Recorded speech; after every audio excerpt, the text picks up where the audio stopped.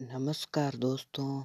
आज मैं आपको क्लास 9th के बहुत ही इम्पोर्टेंट सवाल बताने वाला हूं दोस्तों, जो दोस्तों परीक्षा में आने के लायक सवाल है दोस्तों। और दोस्तों इन सवाल को अगर आप पढ़ लेते हो तो आपके परीक्षा में पास होने लायक मतलब कि आप पास हो सकते हो और आपकी अच्छी डिवीज़न भी बन सकती है। तो दोस्तों आज की इस वीडियो को आप शुरू से लेकर एंड तक देखते रहिए। तो चलिए दोस्तों अब हम आपको बहुत ही इम्पोर्टेंट सवाल बताते हैं जो कि क्लास 9th के सवाल हैं। और अगर आपको पता नहीं होगा तो मैं आपको बता देता हूँ कि ये इम्पोर्टेंट सवाल है। तो दोस्तों चलिए अब हम सबसे पहले सवाल की तरफ बढ़ते हैं। दोस्तों सबसे पहला सवाल आपको यहाँ पर मिलान के थ्रू दिखाया जाता है कि इनको सुमेलित करो, तो खनन आप उल्टे सीधे सुमेलित कर देते हो। तो दोस्तों उल्टे सीधे सुमेलित आपको नहीं करने हैं।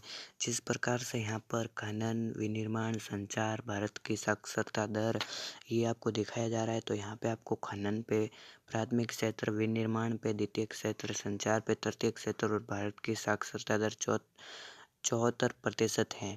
दोस्तों ये आपको बहुत ही आसानी से याद हो जाएंगे, फर्स्ट, सेकंड, थर्ड। और दोस्तों अब हम सेकंड सवाल की तरफ बढ़ते हैं। तो सेकंड सवाल तो कुछ खास है, लेकिन परीक्षा में मैं आपको कुछ यहाँ पे उल्टे सीधे मतलब कि जो 28 नंबर पे आने थे वो मैं पहले बता रहा हूँ गाइस, उसके लिए सॉरी। ताकि आपको याद तो ये ही करने हैं, लेकिन मैं आपको बता देता हूँ कि ये भी आने के लायक है। तो यहाँ पे ये आपको एक एप्लीकेशन मिलती है दोस्तों, जो आप रीड कर लेना। और यहाँ पे ये आपको भरने के लिए बोलता है। ये 6 नंबर या 8 नंबर की एप्लीकेशन आती है दोस्तों। तो आपको क्या करना है, यहाँ पे ये पूरी भरनी है आपको दोस्तों। ये बताया जा रहा है यहाँ पर मौलिक अधिकारों के उल्लंघन के संबंध में। यहाँ पे आपको अपना नाम लिख देना है,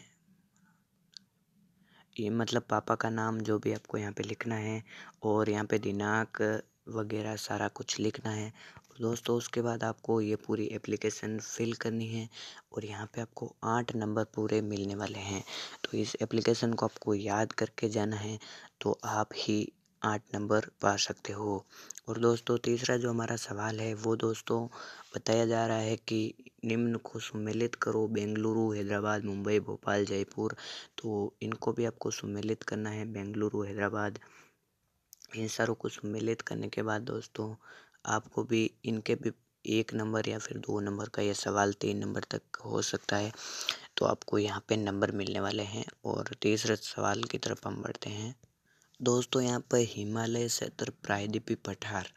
तो हिमालय क्षेत्र में हिमालय को उत्तर से दक्षिण की ओर 3 भागों में बांट सकते हैं: महान या आंतरिक हिमालय, हिमाद्री हिमालय या निम्न हिमालय, शिवालिक हिमालय में ऊंचे शिखर, गहरी घाटियाँ, तेज बहने वाली नदियाँ। ये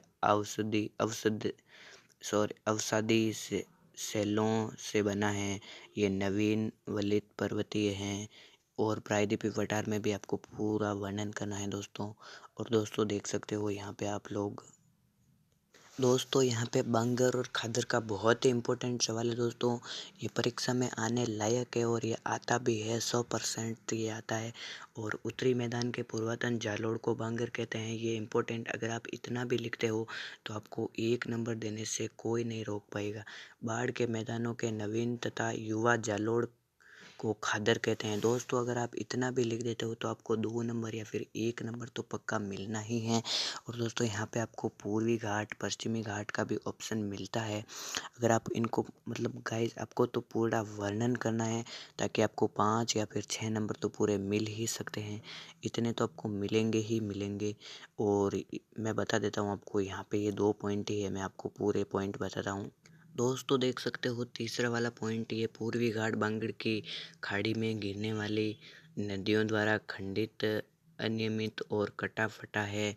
महेंद्रगिरी 1500 मीटर पूर्वी घाट का सर्वोच्च पर्वत शिखर है। पूर्वी घाट में वर्षा बहुत कम होती है। पश्चिमी तट समांतर चलते हुए पश्चिमी घाट बेहद समानता दर्शाता है। ये निरंतरता लिए हुए हैं और इन्हें दरों से ले होकर ही पार किया जा सकता है। तो आपको यहाँ पे पूरा वर्णन करना है। और दोस्तों मैं आपको एक और बहुत ही इम्पोर्टेंट सवाल बताता हूँ जो कि परीक्षा में 100% आता है और वो आएगा ही आएगा। तो चलिए मैं आपको बताता हूँ। दोस्तों जिस सबसे इम्पोर्टेंट सवाल की मैं बात कर रहा था वो ये है दोस्तों, ये है मानचित्र। अब हो सकता है कि आपको बहुत से मानचित्र दें, लेकिन ये तो देगा ही।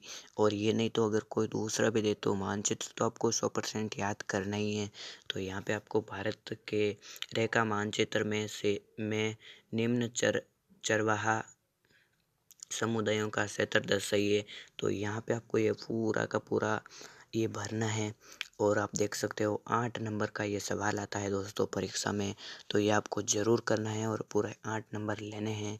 पूरे 8 नंबर आपको मिलने वाले हैं। तो आज के इस वीडियो